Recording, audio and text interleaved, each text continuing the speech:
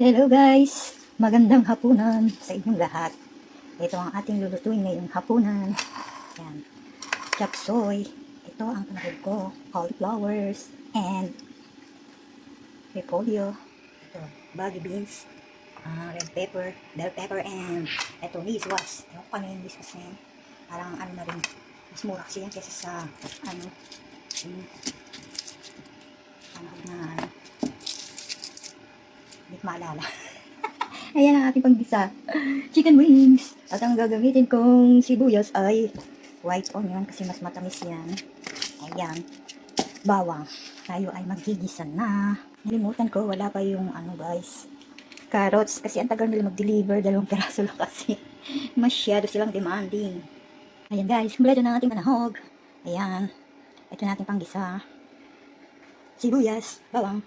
Baby corn. Meron tayong baby corn. Carrots. Repolyo, cauliflower, niswas, ito yung kapag ng sayote, masustansya kaysa sayote. Ito ay baggy beans and red bell pepper. Ito yung pagkisa natin, chicken wings. Ayan, kompleto na tayo. Lagyan natin ng magic sarap, konting bechi, asin, and paminta. At ito ang ating panabaw para lumapot ang ating sabaw. Ready na tayo ng water with cornstarch. Ayan, pampalapot ng sabaw, cornstarch. Ayan na guys, nagisa na tayo. Bigyan natin ang sibuyas. Ayan, bigyan natin ang patis. Para siya ay malasa.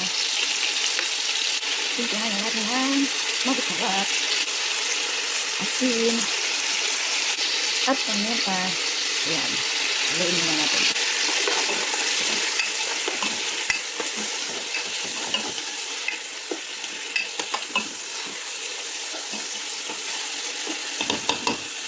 Panayin natin guys.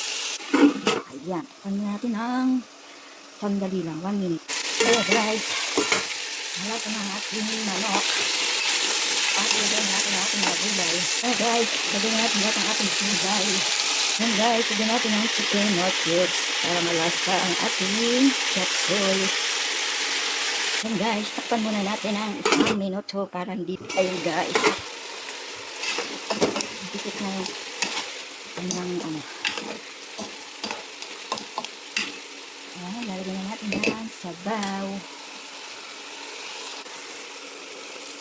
Konti lang kasi pusa na siyang nagsasabaw. Timpla natin ang konting toyo. Ayan, konti lang para siya ay malasa. Guys, ilagyan natin yung toyo. Malambot na ating gulay. So, ilagyan na natin yung toyo dahil madali siyang lumambot. Tunod natin siya. Hiwa-hiwalayin. Ayan guys, luto na ang mga gulay. So, lagyan na natin na cornstarch para lumapot ang ating sabaw. Luto natin. Ayan guys, luto na ang ating chop suey. Ang ating secret ang sarap. Lagyan natin ng konting brown sugar. Ayan ang secret. Kapag naglalagay ka ng toyo sa ulam, lagyan mo ng konting brown sugar para medyo manamis-namis. Ayan, masarap na siya. Ayan guys, luto na ating chop suey. Bon appetit! Thank you for watching. Ngayon naman tayo ay magluluto ng fried chicken. Ayan, binagad na sa toyo, asin, and black pepper. And, ayan, lagyan ko ng itlog and lemon. Tapos, tubog natin sa harina para siya ay crunchy. Ito yung ka-match ng ating chop suey. Kaya kailangan may prito. Ayan. Kaya natin ang harina para siya ay malutong. Ayan.